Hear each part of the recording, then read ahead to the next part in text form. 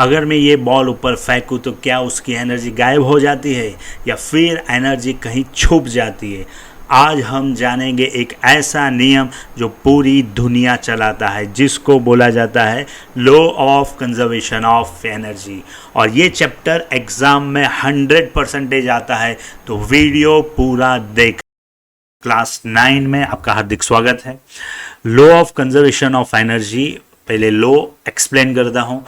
Energy can neither be created nor destroyed. It can be transferred from one form to another form.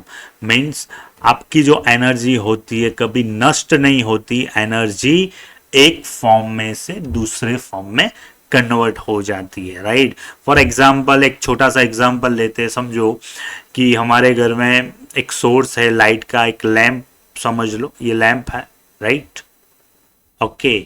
और इसको connection दिया हुआ है एक बैटरी के साथ।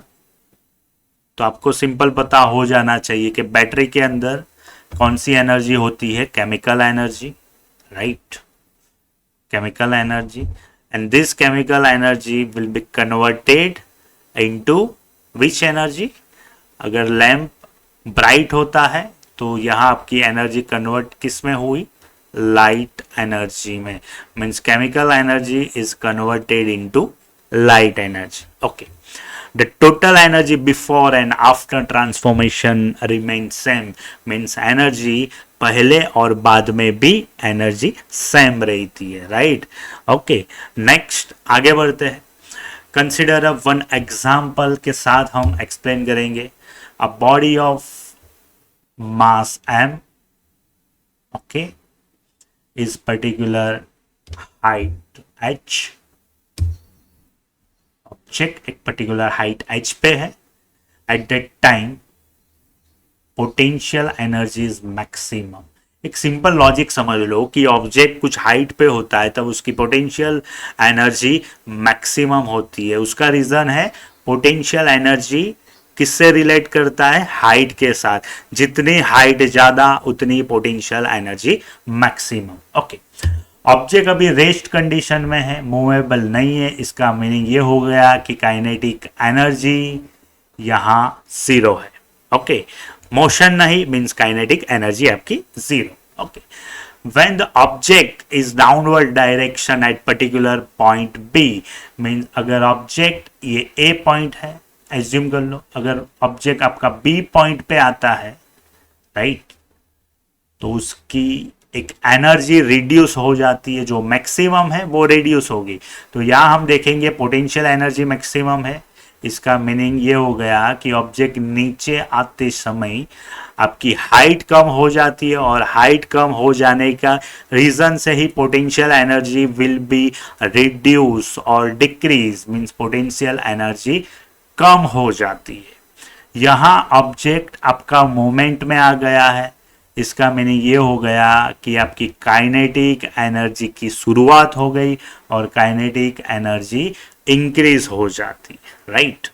When the body is about to reach the ground level, for example assume कर लेते हैं कि ये ग्राउंड लेवल है और ऑब्जेक्ट मेरा यहाँ पे आ गया। एट दैट टाइम आपकी हाइट बेसिकली जीरो हो गई और यहाँ आपकी काइनेटिक एनर्जी मैक्सिमम हो जाती है, पोटेंशियल एनर्जी जीरो हो जाती है, बिकॉज ऑफ हाइट आपकी जीरो हो गई, राइट।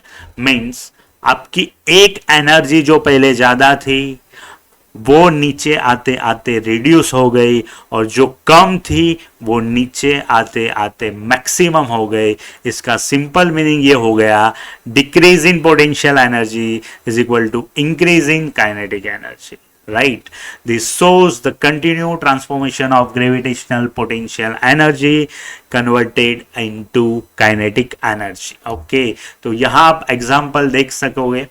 ऑब्जेक्ट ऊपर है, मीन्स मैक्सिमम हाइट पे है, तो यहाँ आपकी पोटेंशियल एनर्जी मैक्सिमम होती है। जब भी ऑब्जेक्ट डाउनवर्ड डायरेक्शन में आता है, जब हाइट जीरो हो जाती है, तब यहाँ उसकी पोटेंशियल एनर्जी ज़ीरो हो जाती है। काइनेटिक एनर्जी मैक्सिमम हो जाती है। जब भी ऑब्जेक्ट फिर से ऊपर जाने की कोशिश करता है तब काइनेटिक एनर्जी जो मैक्सिमम थी वो कम हो जाती है और पोटेंशियल एनर्जी मैक्सिमम हो जाती है। इसका सिंपल मीनिंग ये हो गया कि पोटेंशियल एनर्जी कन्वर्ट हो जाती है काइनेटिक में, और जहाँ काइनेटिक एनर्जी होती है वहाँ काइनेटिक एनर्जी कन्वर्ट हो जाती है पोटेंशियल में। इसका मीनिंग एनर्जी का ट्रांसफॉर्मेशन हुआ है यहाँ, और टोटल एनर्जी दोनों के मिला के जो बनती है वो है पोटेंशियल प्लस काइनेटिक, और वो एनर्जी हमारी कांस्टेंट होती है। तो बच्चों ये मैक्सिमम मैंने देखा हुआ है, मीन्स एग्जाम में कि ये क्वेश्चन आता ही है और फेवरेट क्वेश्चन है एग्जाम के लिए, तो उसको अच्छे से कीजिए। Okay, thank you, bye bye, और चैनल को सब्सक्राइब करना मत भूलना। Bye bye, thank you.